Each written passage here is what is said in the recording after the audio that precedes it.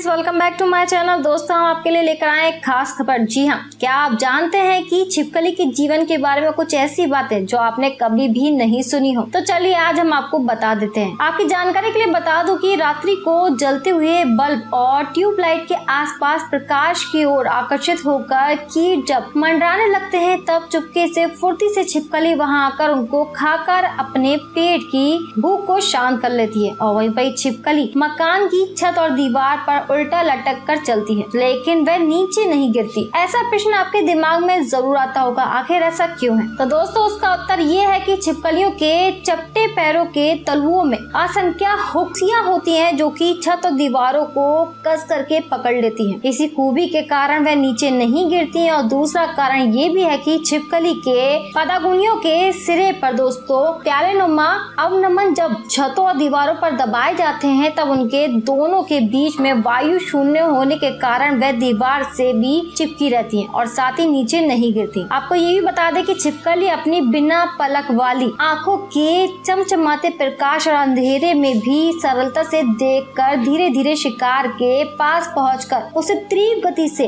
लपककर उन्हें मुंह में दबाकर खा जाती है। और सूखे शल्क और साथ ही ढके शरीर और ऊपरी सतह पर कांटे वाली छिपकलियों का शरीर का तापमान वातावरण के अनुसार बदलता भी रहता है। और ये भी रेंगने वाले प्राणियों की तरह ठंडे खून का जीव होती हैं, जो कि सूरज की किरणों से धूप सेवन करके अपने शरीर को गर्म कर लेती हैं। और गर्मी के मौसम में मादा छिपकलियां नम भूमि और दीवारों की दरारों में छोटे छोटे सफेद रंग के गोल व कठोर कवच से ढके अंडे भी देती हैं। और साथ ही दोस्तों, सूरज की किरणों से अंडे सह जाते हैं और 50 से 70 दिनों के बाद अंडे फूटते ही पूर्ण विकसित बच्चे माँ बाप के आधे आकार के बाहर निकल आते हैं। और साथ ही चलने फिरने के लिए योग्य बच्चे स्वयं भोजन की तलाश करके अपनी देखभाल भी कर लेते हैं। इनके 2 जोड़े पैदा होते हैं, जिनके सिरों पर पंजे होते हैं। और साथ ही माता पिता और संरक्षण की देखभाल के बगैर ही बच्चे पल करके बड़े हो जाते हैं और इनकी वंश वृद्धि होती रहती है। कई डरपोक प्रवृत्ति वाली छिपकलियों से